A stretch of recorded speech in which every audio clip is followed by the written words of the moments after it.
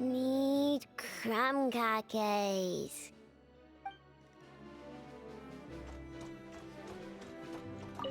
What happened over at Amsvarnir? If it wasn't Rarier, then who was it?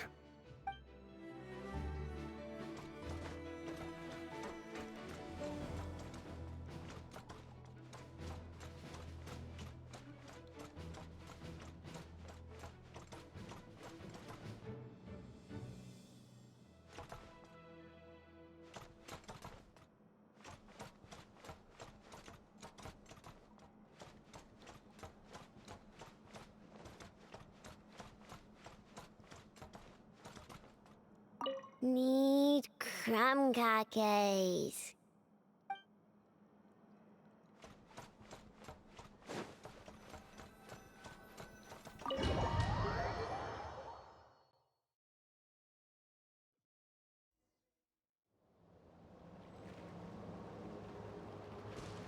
Accelerating.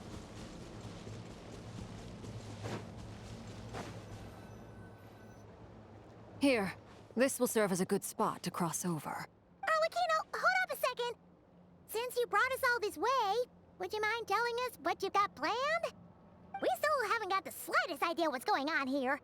And if even Columbina doesn't know where the iridescent moon's marrow is, how do you?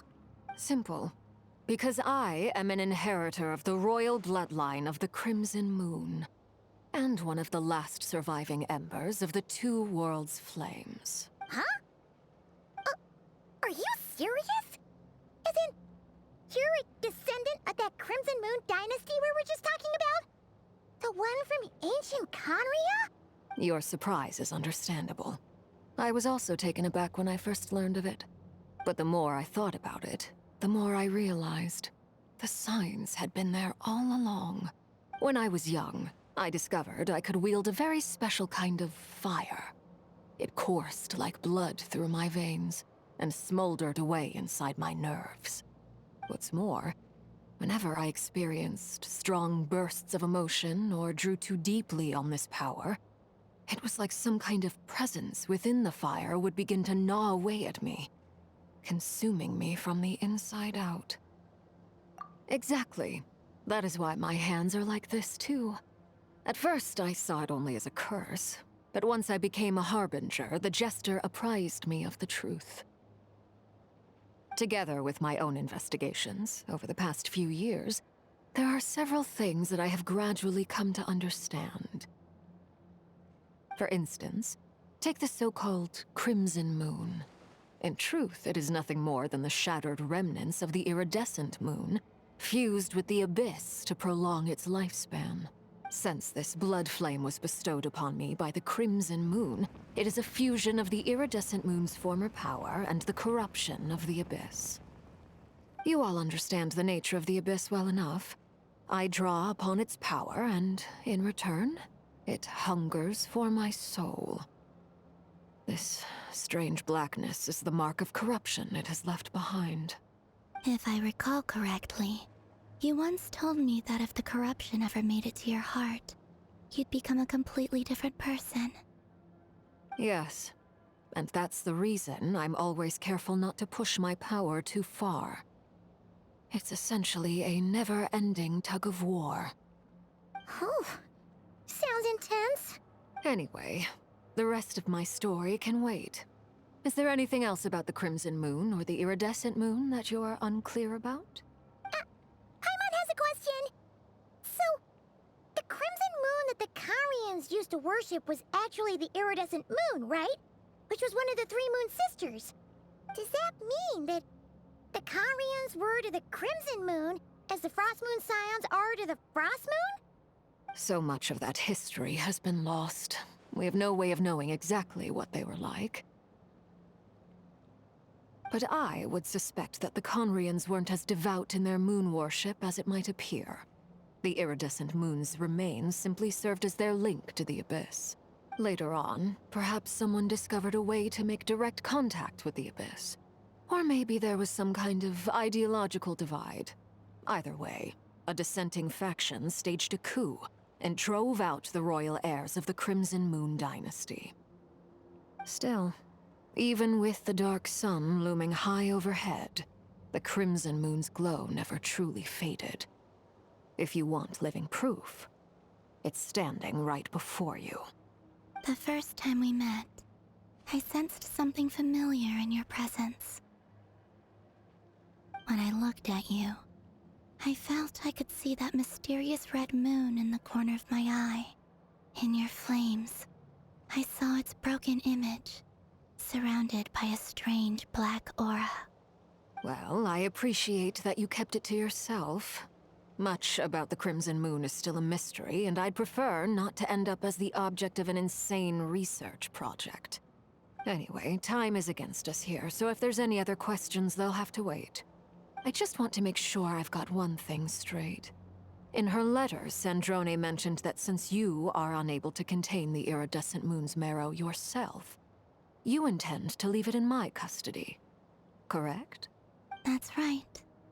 For now, it's the only way I can pay you back for your help. The iridescent moon is already part of who you are. So with its marrow in your possession, you'll be even more powerful than before. Deal. Then let's get started. Get what started? What does this place have to do with the Crimson Moon? When I first became a Harbinger, the Jester gave me a book called Paranhari, also known as Leobranto Inamorato. You should be able to buy a copy next time you're in Fontaine. It's a love story set in the Crimson Moon era. But setting aside the tangled romances of its characters, it also records a few interesting details. In the Crimson Moon era, or so the story goes, there was an orphanage that received children from beyond the bounds of this world, and subjected them to a peculiar induction ceremony. Beyond the bounds of this world? For real? And what kind of induction ceremony? The Crimson Moon sages looked beyond this world for beings with powers that surpassed the gods. But fearing they might lose control, they subjected these children to a process of refinement. They made these children crawl up a fireplace and kept asking them, "Have you died? Did you see it?" Until they finally admitted to having died and seen a crimson moon. The adults embraced the children who passed the ritual, telling them, "Within the fireplace, you have traversed the flames between two worlds. Here and now, you are born anew." The book leaves much unsaid, but I suspect that this was their way of branding the children they had enrolled, leaving an indelible mark upon them so that they would forever live in the Crimson Moon's light. That explains why I can't sense the Crimson Moon's marrow in this world. It makes sense that it would be sealed in a special space that can only be accessed temporarily through some kind of ritual. But there's no fireplace here. Do you see a chimney anywhere? Oh, are we supposed to build it ourselves? Okay, fine. Paimon will go find some bricks. That won't be necessary. The fireplace is purely symbolic. The key to the ritual is crossing the flames between two worlds. In other words, the flames that burn within me. Those burned away by such flames leave behind a kind of ghostly afterimage in the world. In the days of Conria, people believed they could be used to bridge the gap between the two worlds of life and death. In short, I can open a passage to that space for you. That's the easy part. The catch is I'll need to stay on this side to keep the passage open, so I won't be able to come with you. Once you're inside, you'll have to find your own way. Very well.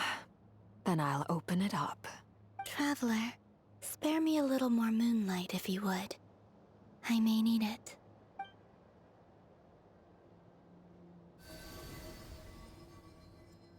Thank you. I feel like I've recovered some of my strength now. It should be enough to move us across short distances and confront whatever dangers might await.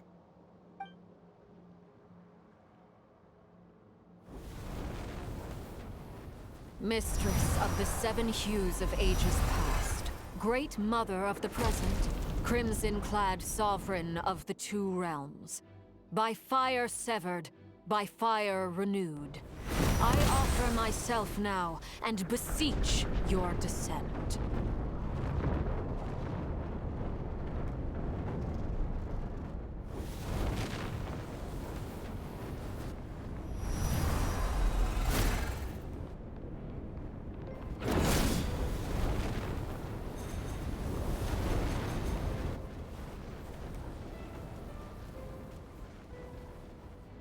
Whoa!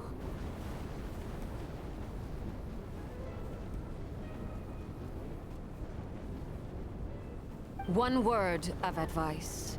As you're crossing over, no matter what voices you hear, do not answer.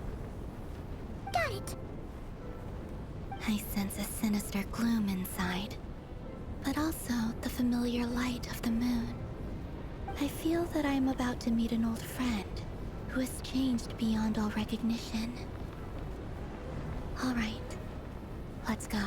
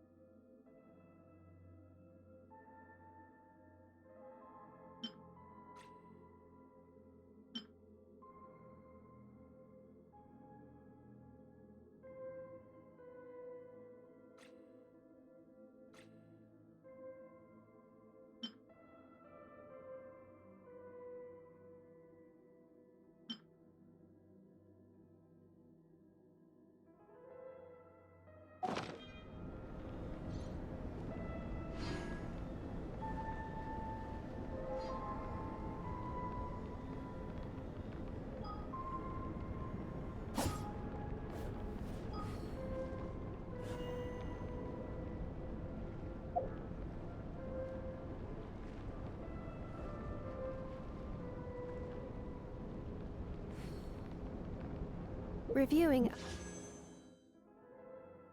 outstanding items on today's to-do list. Do you have any additional commands? No problem. I can add them shortly. I'm quite used to it.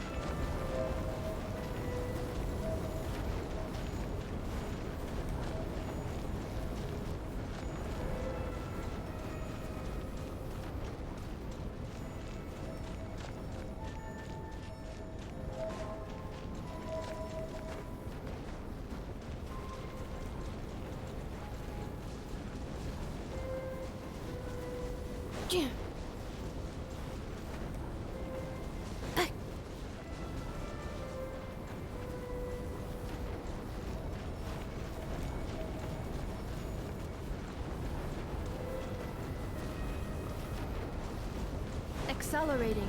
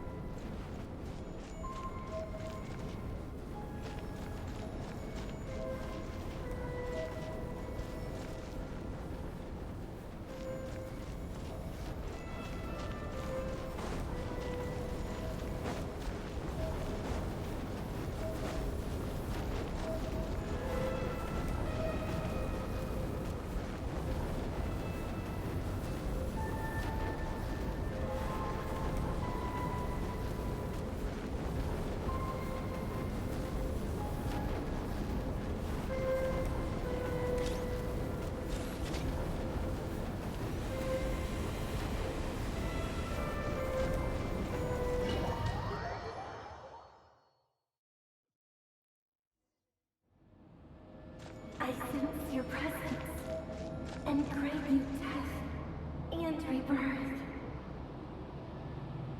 Wait, why are you? You have crossed over from another world, transcended fate itself. I have no right to.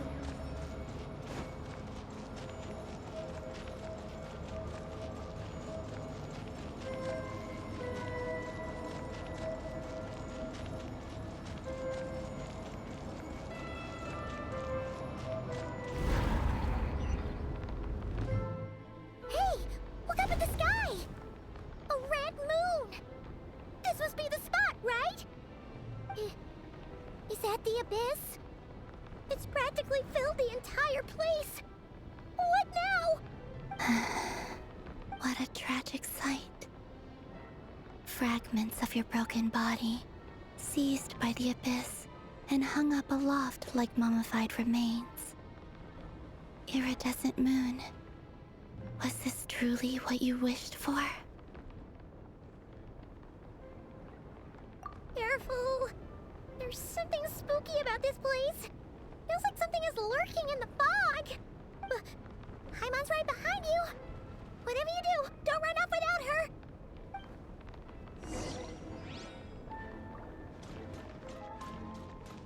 By the way, Columbina, didn't you tell us that the iridescent moon had shattered into pieces? The moon up there looks pretty whole to Paimon. How is that possible?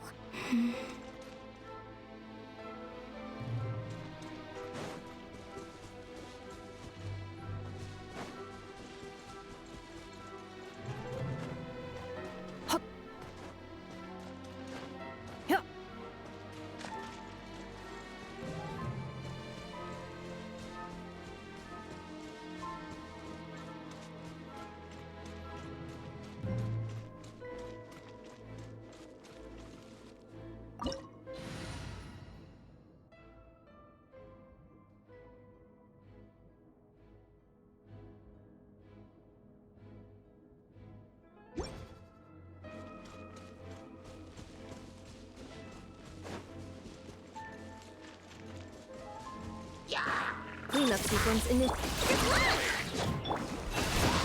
By the frost moon of old. Rest and rebuild.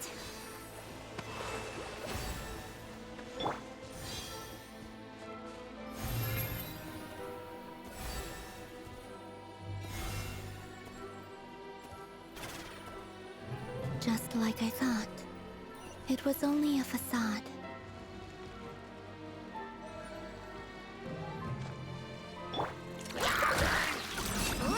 Defensive mode engaged. Annihilation mode. Hold the line!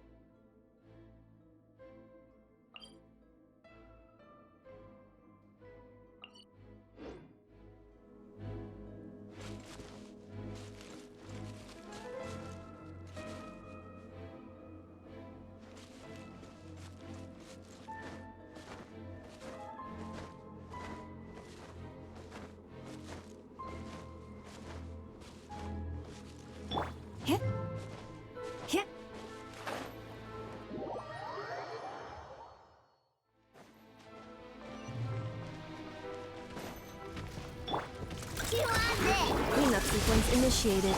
Leave this place. Rest and rebuild!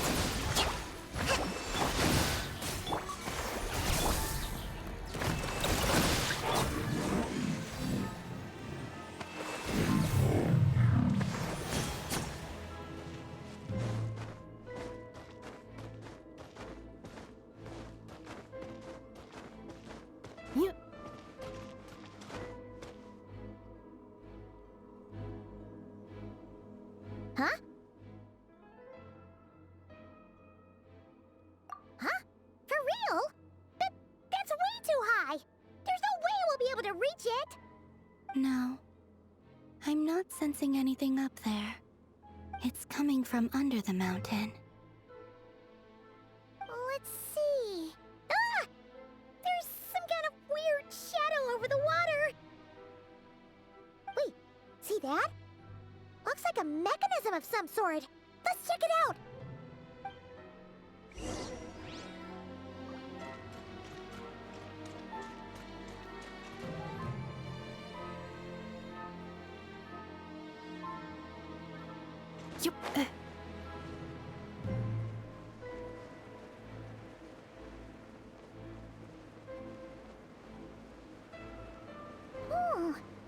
Looks like a device from the time of Karia. Maybe people once came here to study the Crimson Moon's domain, and they left this behind.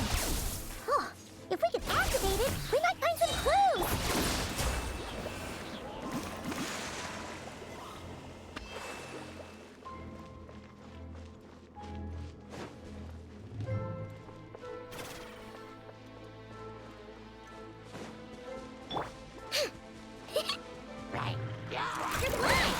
Installation chamber deployed.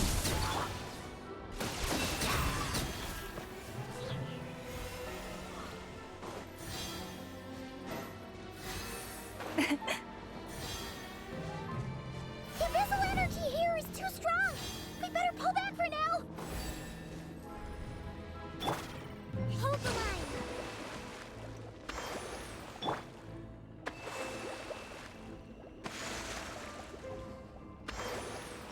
Defensive mode engaged.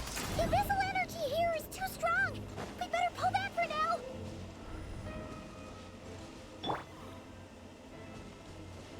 Allow me.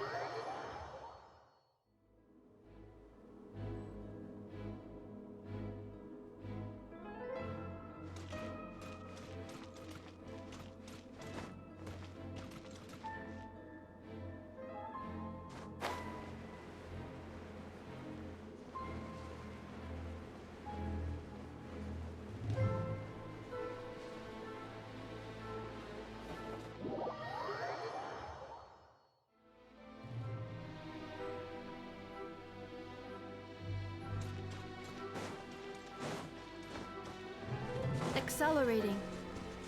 The abyssal energy here is too strong! We better pull back for now!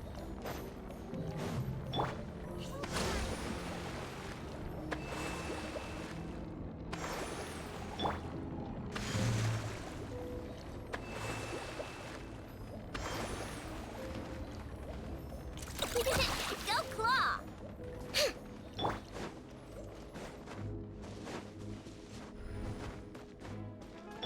Allow me!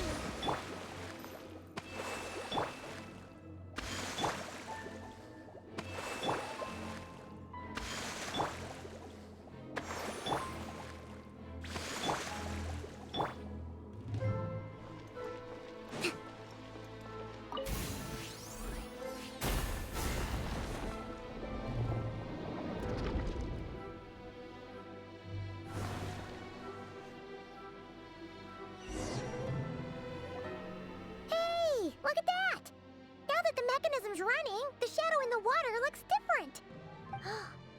Do you think these mechanisms might be the key to unlocking the secret? Let's try to find more of them! Thalindis, we'll leave the rest of the research in your hands. We'll be heading back now. I hope this isn't ruining date night. Ugh. Mind your own business. Just leave me some snacks on the table. Thalindis? Is that Rare's girlfriend?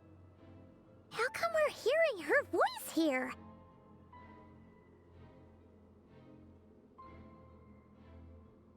Oh yeah! So, do you think she was studying this strange space all along? The Abyss has made this space extremely unstable. Maybe that's why some of the things she said and did were preserved here. Like echoes.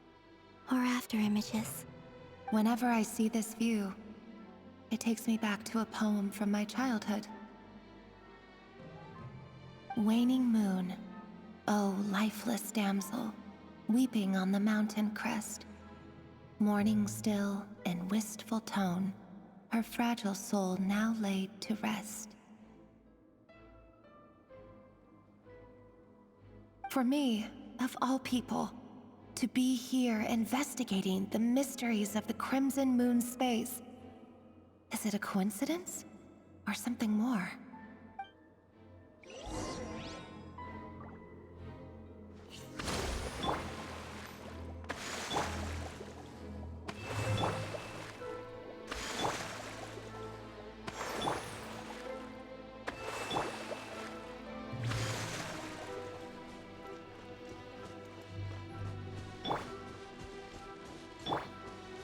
Looks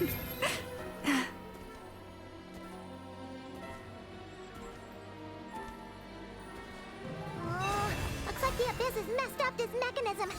We need to find a way to get it working again. Let's see if there are any other devices nearby.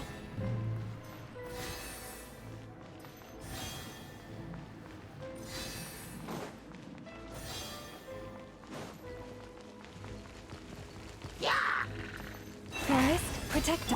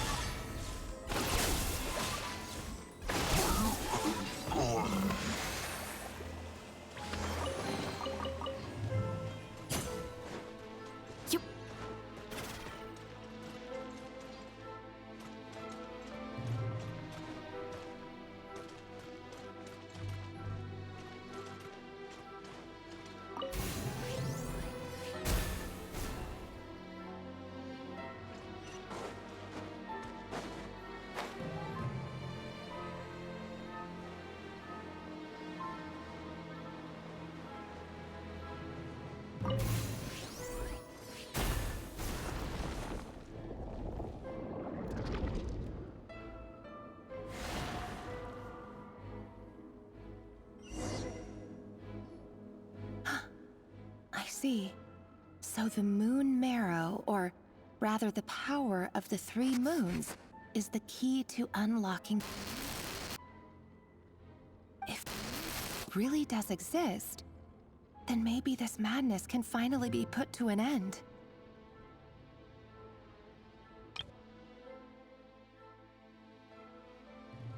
I see. So the moon marrow, or rather the power of the 3 moons, is the key to unlocking.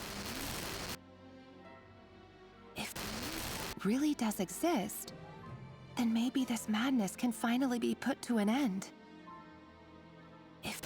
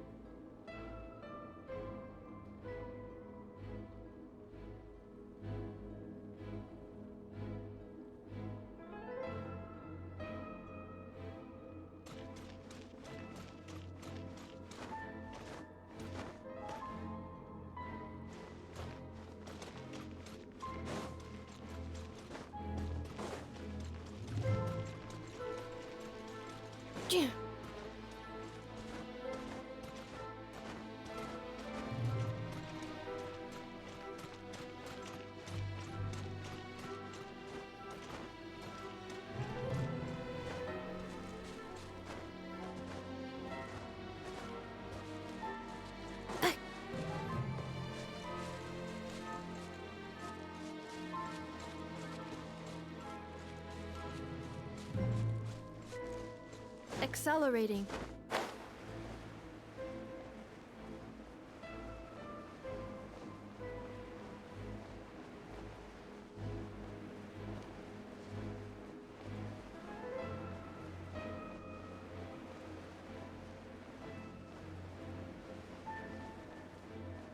Take cover behind the rocks!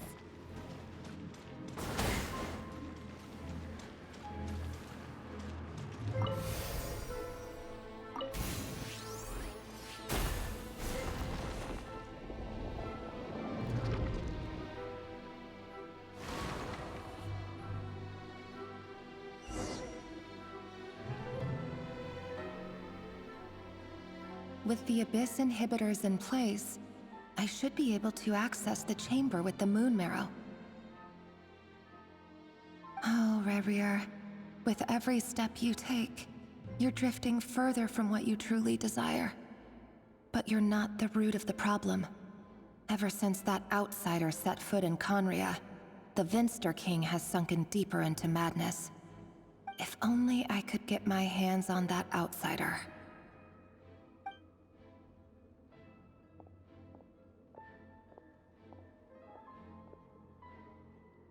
Hey look! The moon's reflection is back to normal! Belindus's voice mentioned a chamber with the moon marrow. Do you think maybe it's hidden in the moon's reflection? It must be. For within it, I sense the fragile aura of a dying soul. Then there's no time to lose! Let's go!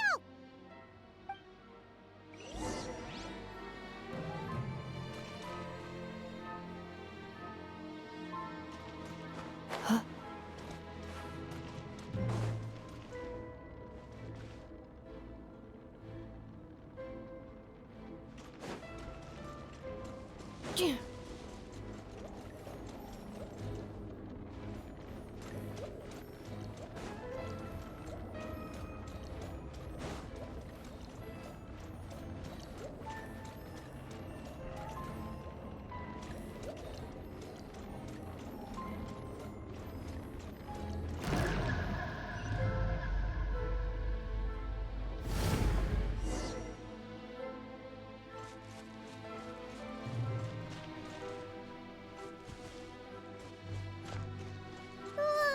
These things are so creepy!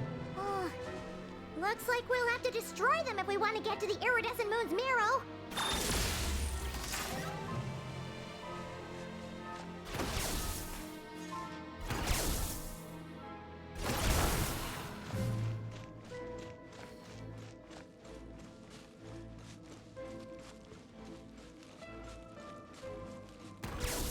Insulation chamber deployed.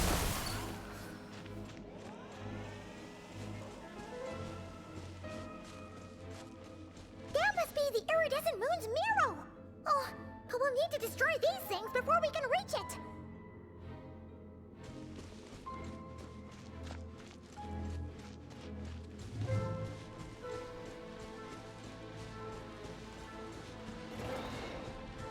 Cleanup sequence initiated. Chew on this! Ding dong water bomb! Hold the line! You poor lost lamb. With one heart, we pray.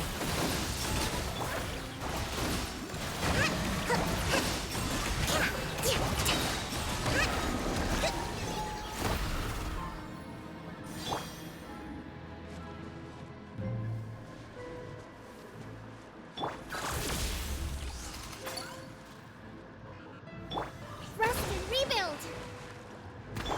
Leave this place.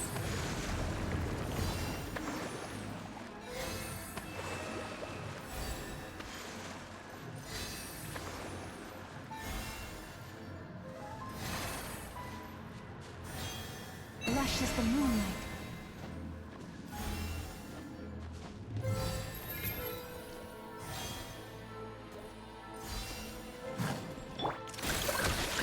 Defensive mode engaged. Preparing for dust up. You poor lost. Hold the line!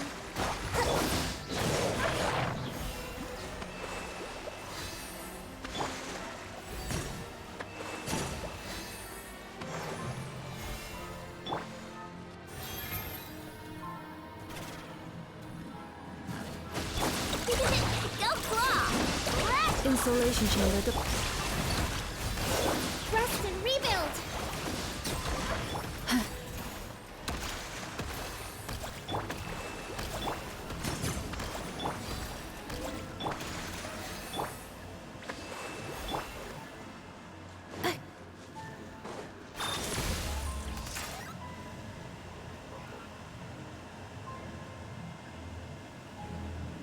Allow me! There! We're so close!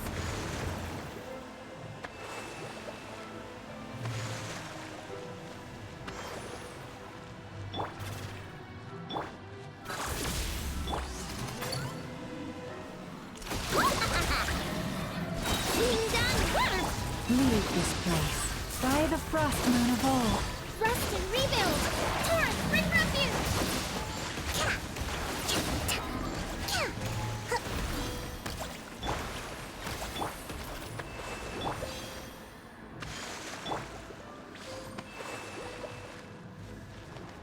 Chew on this!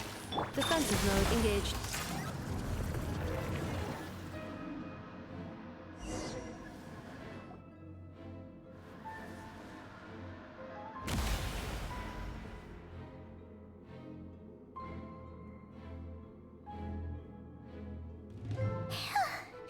We finally did it! The iridescent moon's marrow, still burning away like an undying flame, yet now contaminated by the abyss. It has taken on a new form entirely. If we can purify the abyssal power within, we should be able to obtain its untainted essence.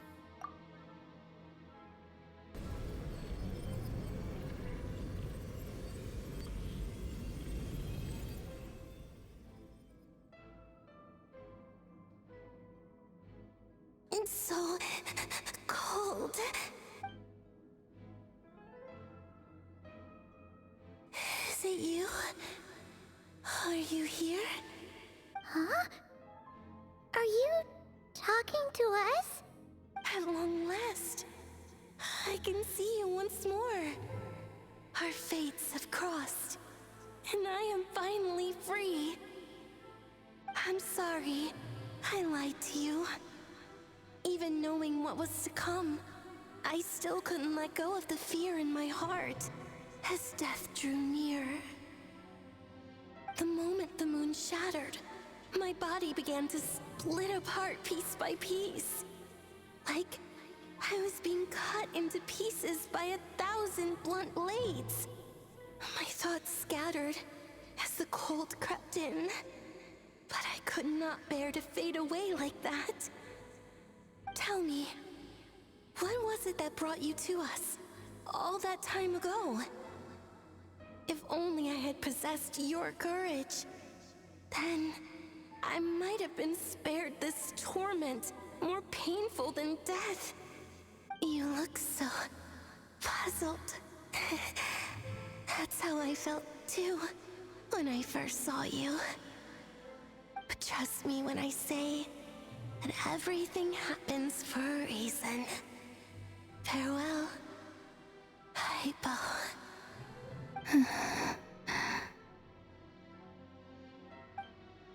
What was that all about? Was that the goddess of the iridescent moon? It sounded like she was speaking to a long-lost friend. But none of us have ever met her before, right? Perhaps. She took me for the goddess of the frost moon she once knew. For a fading soul like hers, our auras must be too similar to tell apart. But anyway, we've got the iridescent moon's marrow now. That should help you regain your strength, right? Alright, time to leave this place and meet back up with Arlecchino. Let's go!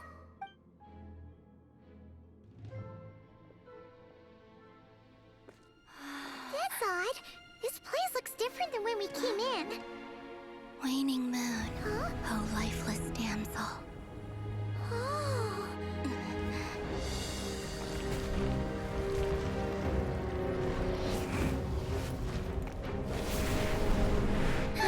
Hurry! The place is collapsing! It wants to trap us here. Who's it? The Abyss? Now we've taken the moon marrow. All that's left here is a dark will. It will show us no mercy.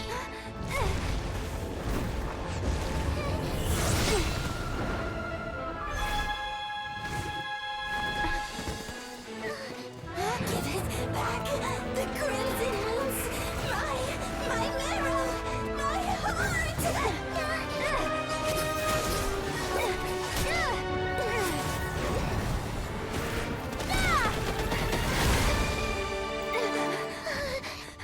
Finally! Huh? Oh no! The exit's blocked! They're back! Now what do we do? This is where you fall. Witness my rise. Hey, it's... What are you waiting for?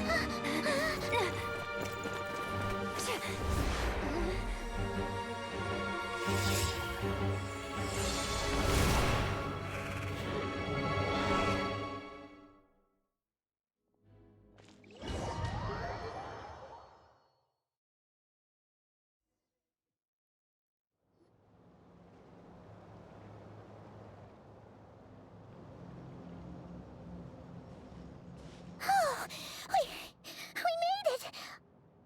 Was that you, Arlecchino? Did you save us? Wait, your hands! They're... Oh, this? Don't worry. It's a small price to pay. The Abyss wanted to trap you inside, and I defied its will by bringing you out. No wonder it's a little angry.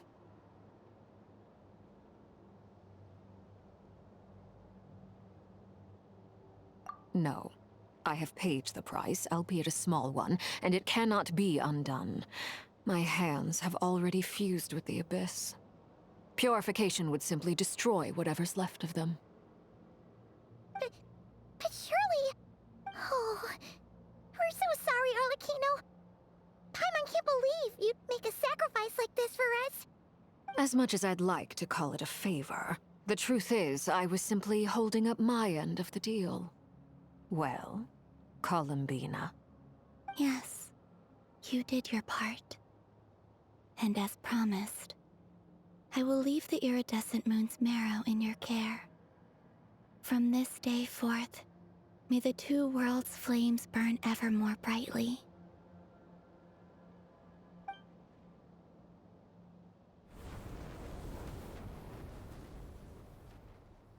I'll take that as a blessing.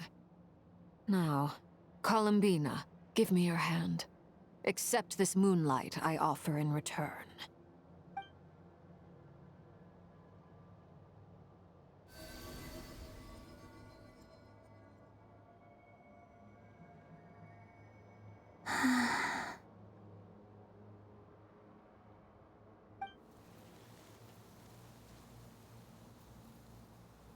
Feeling stronger?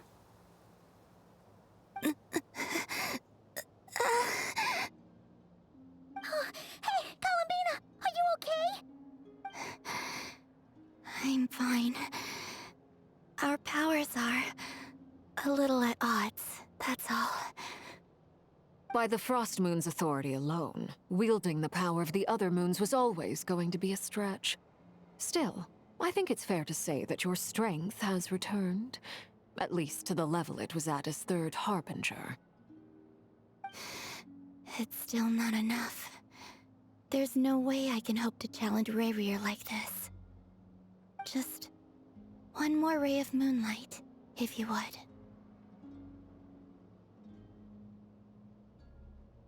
It's okay. I can take it.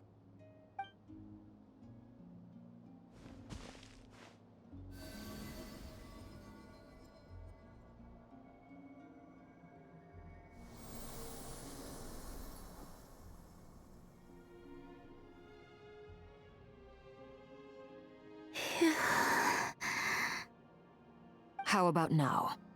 Fighting fit? At the very least, I won't have to stay hidden like before. I want to see him gone from Not Cry. The Ray here of Solnari and his wild hunt must be sent back where they belong.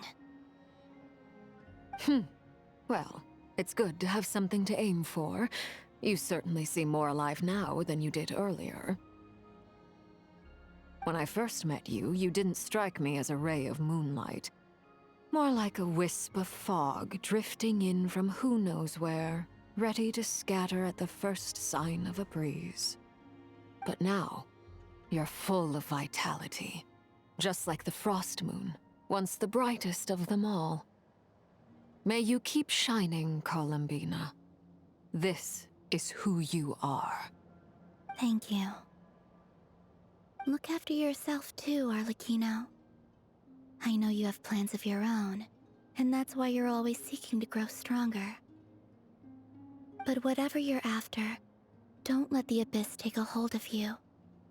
I do not wish to see you go down the same path as Rarier.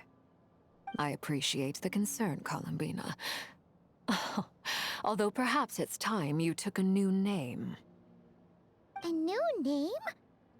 Kutar, the Moon Maiden, Columbina, they're nothing more than code names. They describe who she is and the roles she's played, but they're not her real name. We often use code names in the House of the Hearth, too. But it's knowing your real name that keeps you grounded. Up till now, you've been living a wandering life, so you've probably never really cared. All I'll say is this. Once you've defeated Rarier, give it some thought. All right, that's it from me. I'll get you back safely first, then go meet up with Sandrone. You're the best!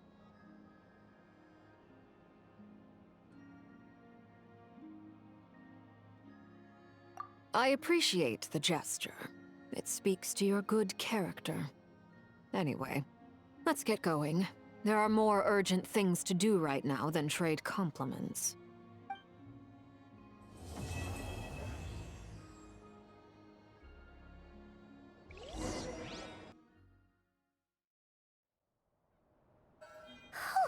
It was a close call, but we got the iridescent moon's marrow and restored Columbina's strength, and that's all that matters. In other words, mission accomplished. Paimon wonders how everyone else is doing.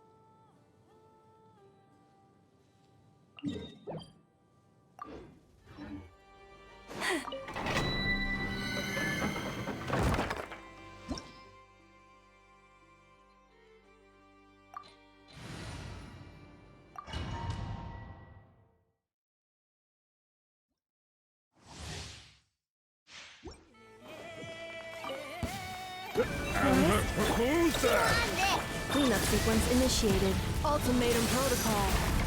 Allow me! Look, a rainbow! With one heart, we pray.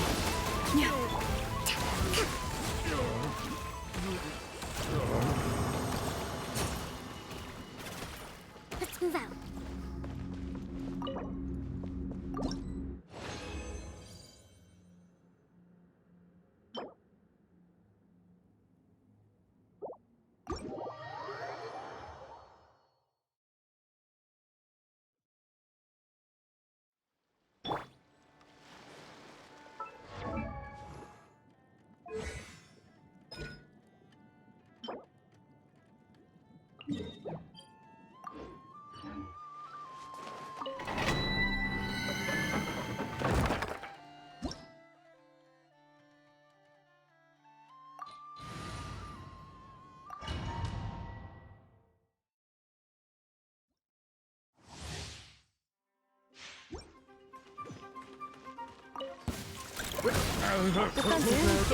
Leave this place.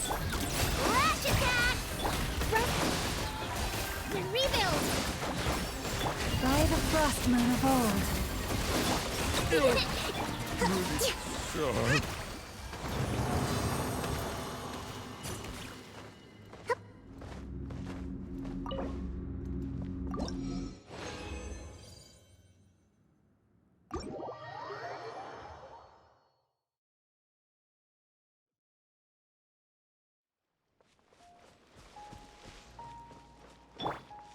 You poor lost lamb.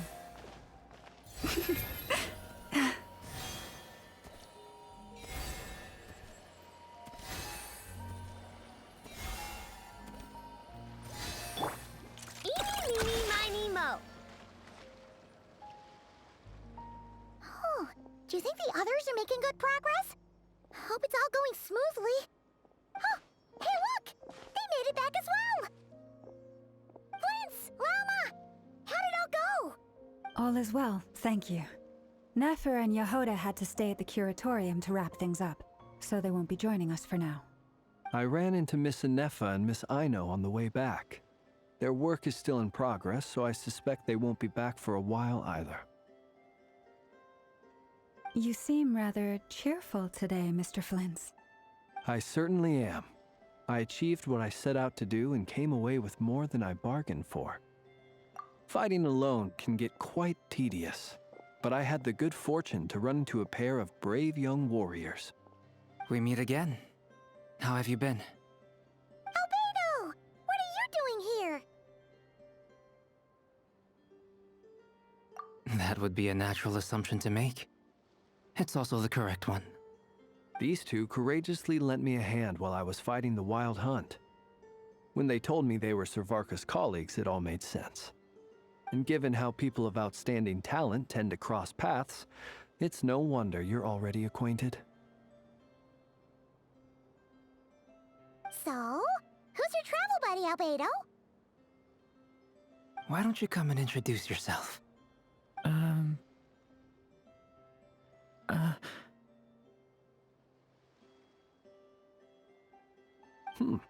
A gentleman of few words, I see. And a rather stern countenance. I presumed you were acquainted with him. Is that not the case?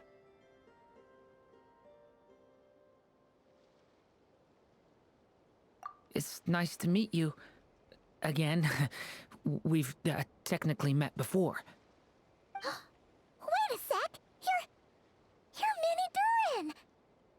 That's right. It's me. I'm glad to see you again. By the way, he says it's okay if you drop the mini. Yeah, I'm not as mini as I used to be. Interesting, isn't it? The first step towards blending into human society appears to be reflecting on whether one's name really reflects who they are. Wow! You look so different! In a good way, of course. It's great to see you looking so healthy. Thank you, Paimon. And although you're as mini as ever, I understand that diminutives don't always convey endearment. I'll be sure to simply call you Paimon, as a sign of my great respect for you. Wow, you're such a smooth talker now. Paimon could get used to this. From now on, you may refer to her as your esteemed guide, Paimon.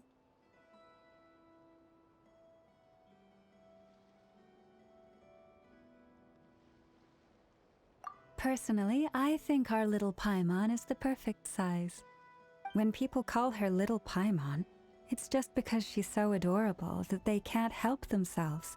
If that's not a sign of endearment, what is? You're absolutely right, Miss Lauma. My brother still has a long road ahead of him when it comes to understanding human relationships. Anyway, speaking of long journeys, didn't Columbina, leave with you? How come she isn't back yet? She's been catching up with old friends. Wouldn't be surprised if she stopped for a cup of tea or 10 on the way back. Uh-oh. People are talking about me. Hope it's nothing negative.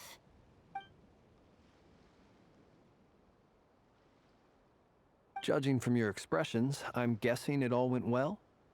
It's getting crowded here. I'll go grab some chairs. No need. This is a job for an alchemist. I'll whip some up momentarily. Thank you for your hospitality, ladies and gentlemen, but I was merely escorting my friends back. I'll be meeting Sandrone shortly, as we still have some things to discuss. It's been a pleasure, everyone. But this is where I'll say goodbye. We really appreciate your help. Oh, come on. Spare the formalities. I'm just glad I could help out some true friends. I understand. Well, bye for now, Harlequino. Oh, this place is hopping. It's probably a good thing one of us left. Otherwise, we might not fit all these people in. Are you saying we're about to run out of chairs? As a matter of fact, I am. Come on in and see for yourself.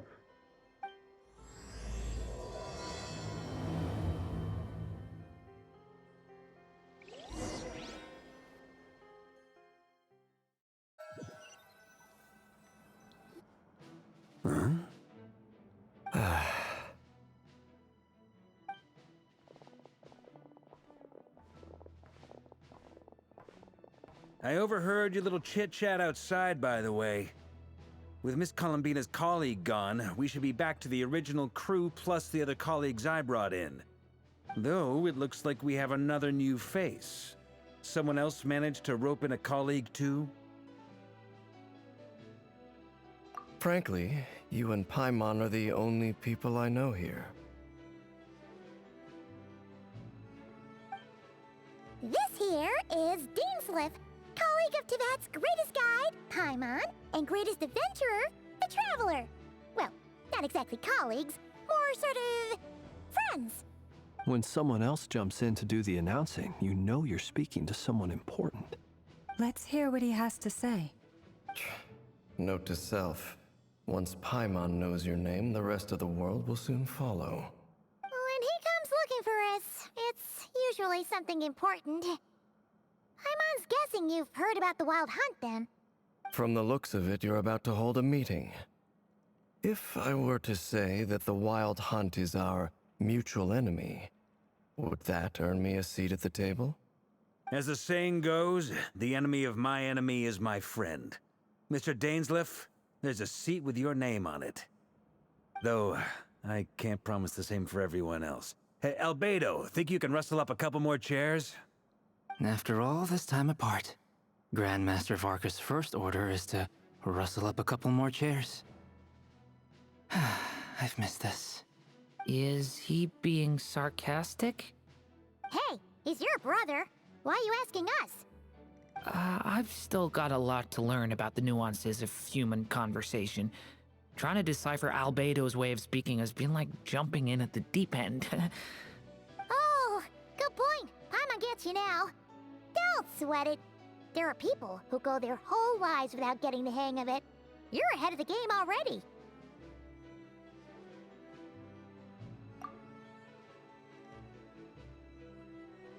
I wonder what's taking Nefer so long.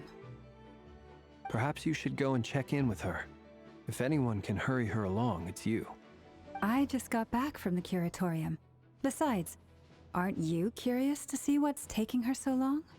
Miss Nefer doesn't strike me as the type to share secrets. And since gathering intel is her specialty, I'm guessing she'd prefer to keep her methods confidential.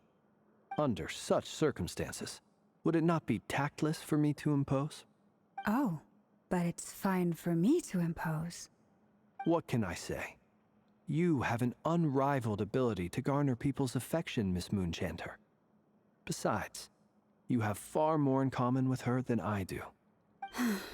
All right then. Impressive. She barely fought back at all. I admire your powers of persuasion, my friend. As I'm sure Miss Lauma will realize soon enough, the trick in life is to always pitch in with other people's responsibilities so that you can be selective with your own.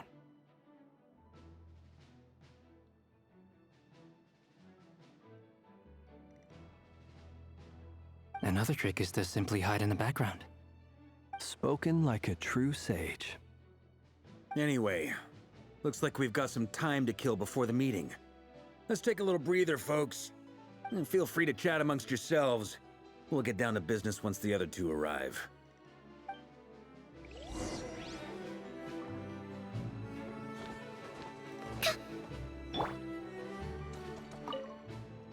You're both awfully quiet. Why don't I start us off with an icebreaker? Much obliged. Have either of you ever had your portrait painted? If not, I'd be glad to help. That sounds like a lovely idea. You know how to paint, then? I dabble occasionally. He's an excellent painter. Tables, chairs, people, dragons, you name it. He'll paint it for you. I'm flattered. If I ever get the chance, I'd like to give it a try myself. I'll bear that in mind. Anyway, how about you, Durin?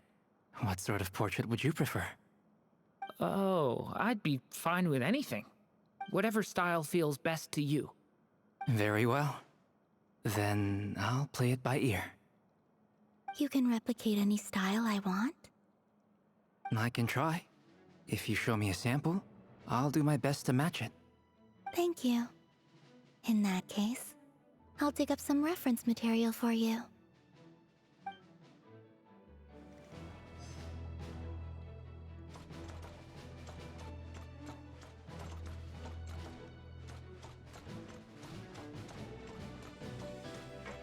Is there something you'd like to say to me? Yeah! For starters, why'd you just show up here without even giving us a heads up? If you think back to our previous interactions, you may recall that that's hardly out of character for me. You do have a point there. Oh yeah! You'll need to find somewhere to stay the night too, right? Want to tag along with us? You never know. We might get a group discount. Sure, let's do that. Great! Paimon will handle it! And in return, we can get Dainslift to be our very own personal bodyguard. If that's what you had in mind, you should have said so sooner. I'd be happy to help. Oh, okay then. Paimon was only kidding, but good to know. Anyway, since we're all here together, we might as well watch each other's backs. That's just what friends do, right? Indeed. Thank you.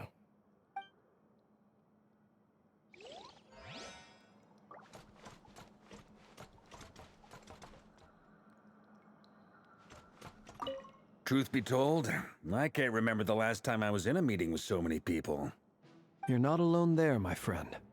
The Lightkeepers also struggle to bring everyone together for a serious discussion. I don't doubt that. I've only ever met two Ratniki, one being you, and the other being that young guy, Itlua. Itlua is a good apple. I'll give him that. He's kind, honest, and regularly delivers supplies to my lighthouse. A true Ratnik to the core. In that sense, he puts me to shame. So you're what? A fake Ratnik? That's what it sounds like you're saying. But I get the feeling that's not quite what you meant.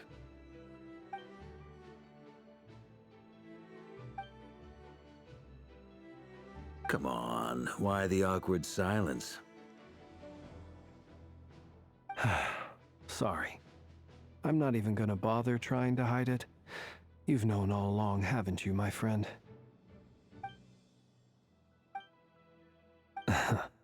Now that was an awkward silence.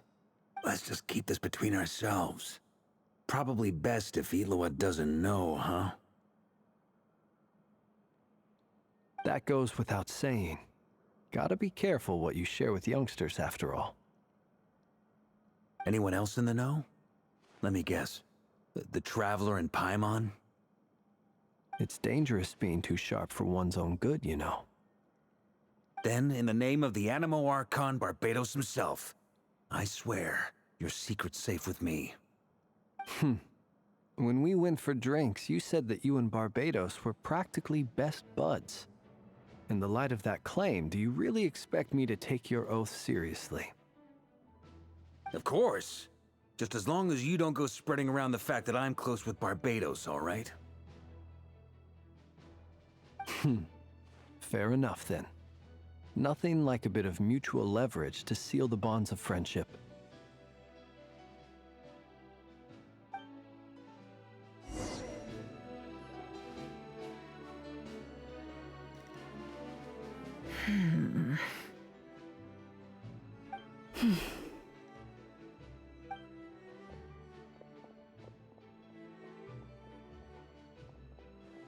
Ah, Miss Nefer. You made it after all. But what about Yehoda? I'm here to give you an update on how things are going on our end. Once this is over, I'll be heading straight back to continue my work. I left Yehoda back at the Curatorium to watch over things while I'm gone. Huh. So much for just this once. Shh! Not so loud! We're on a roll here! What if she remembers and suddenly decides to back out? Did you say something, Mr. Varka? Huh? I didn't say anything. Right, Flints? Must have been a frog. They get so noisy around here at nighttime. It's like they're putting on a concert in the background. Anyway, before we begin, there's a few introductions to make. Let me start by saying that it's an honor to be speaking before so many distinguished colleagues and collaborators. First up, we have Miss Lauma. As Moon Chanter, she's the leader of the Frost Moon Scions, a local religious community in Nodcry. Then there's Miss Nefer, boss of the Curatorium of Secrets, an intel gatherer extraordinaire. Nefer is leading the investigation into Rarer's background, assisted by Yehoda and Lauma. From the little I've heard, they're making some great progress. Over here, we have Mr. Flintz, a Ratnik and guardian of the abandoned lighthouse. In our last operation, he courageously distracted the Wild Hunt to buy time for the rest of us. For those of you who've never met, this is Mr. Albedo, a renowned alchemist and captain of the Knights of Favonius investigation team. By his side is a new face for us all, myself included, Mr. Durin, who has come to lend his aid. Next up, we have the Moon Maiden and former Fatui Harbinger, Miss Columbina. Then we have the Traveler, who's earned more titles than I could possibly hope to list out, so I'll spare you the rundown. And Paimon, the ultimate travel companion and quite possibly the best guide in all of Tevat.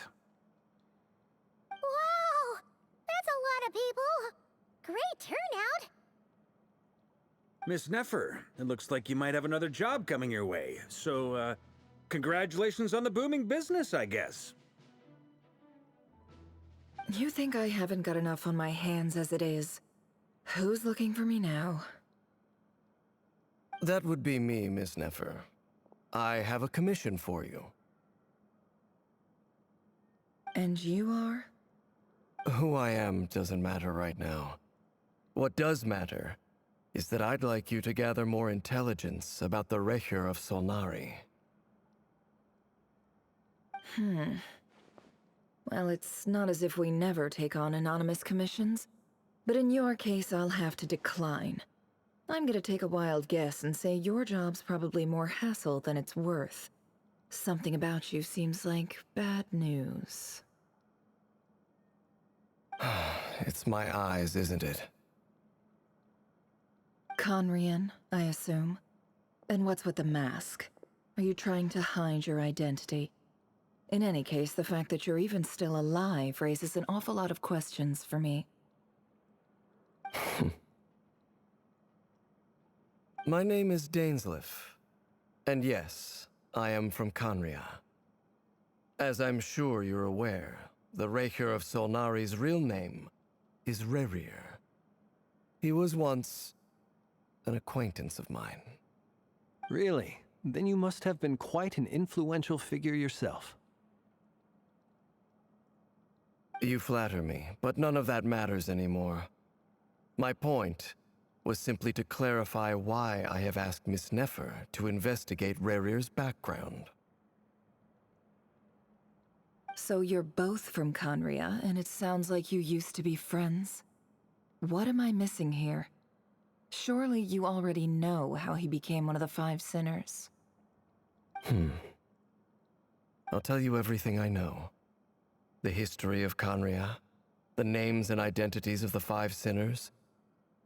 I remember it all like it was yesterday. I have never spoken openly of this before, but the truth was exactly as people say. The Five Sinners were each driven by their own desires, and it was by playing upon these that the Abyss tempted them to their fall, tearing Conria apart in the process.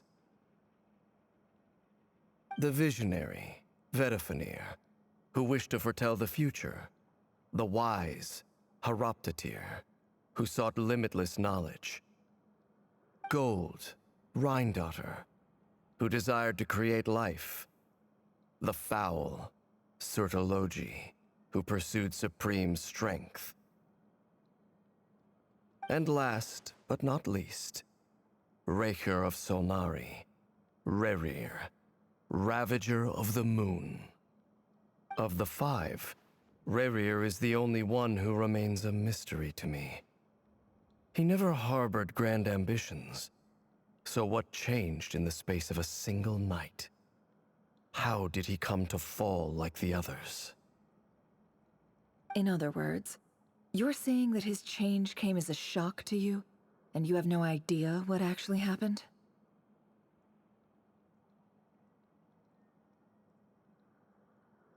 That's right.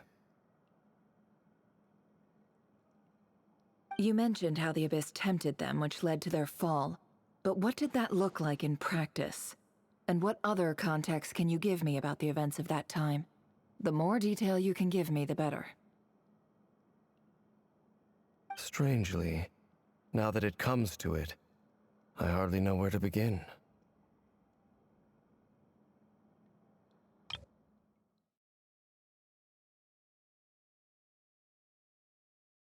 You mentioned how the Abyss tempted them, which led to their fall.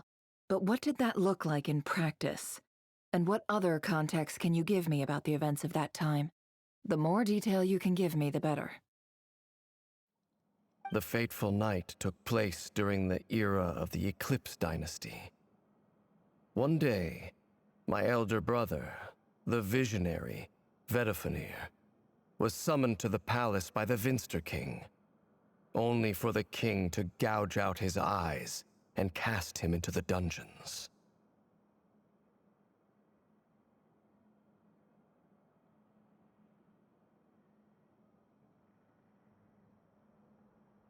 When I came to hear of this, my fury knew no bounds. I gathered together every ally I thought I had, and together, we set a night to storm the palace and free Ved. Centuries on, the memories of that night still haunt me like a never-ending nightmare. We broke through the palace gates, just like we had planned, each striking towards our separate targets. But then, I was betrayed.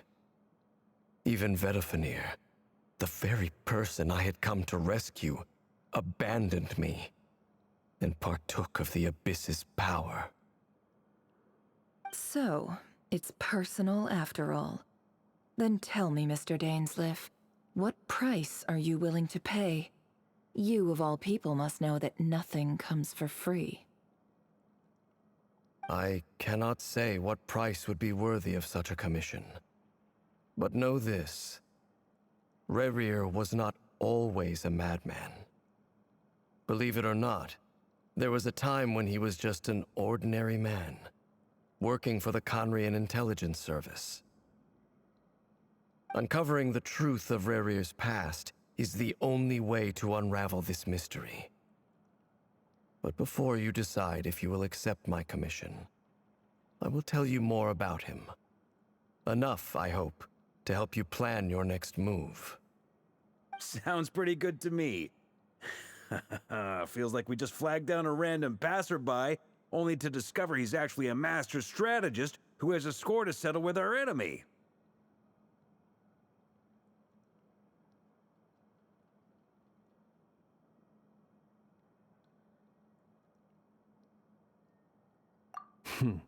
Can I borrow your halo? It could be useful in the lighthouse. Hey, enough with the wisecracks! Besides, isn't that lamp of yours bright enough already? Relax. It was meant to be a compliment.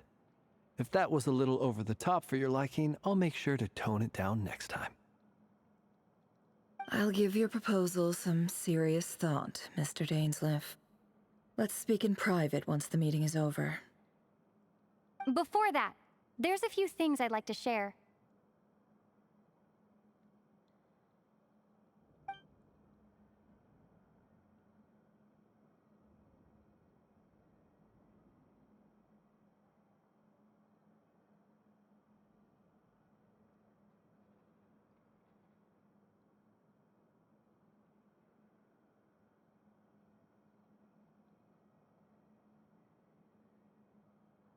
Now that we've united the hearts of the three moons, your power should be greatly enhanced. But it seems like that hasn't happened yet? I believe it will take a little longer. You've done so much for me, so I want to be completely honest with you all. Even though I'm doing a lot better now, the truth is, my recovery will likely be an ongoing process. From the moment I was born, my power has been slowly ebbing away. And that is because Tevat has never accepted me. Even with the moons united as one, it seems my rejection cannot be undone. So far, I have yet to find a solution. It may turn out to be a problem that will plague me until the day I finally leave this place behind. Even so, I will do everything in my power to help you drive out the Rayhir of Solnari. As Arlecchino put it, this is not about chasing the spoils of victory. It's just a gesture of heartfelt gratitude. Kutar.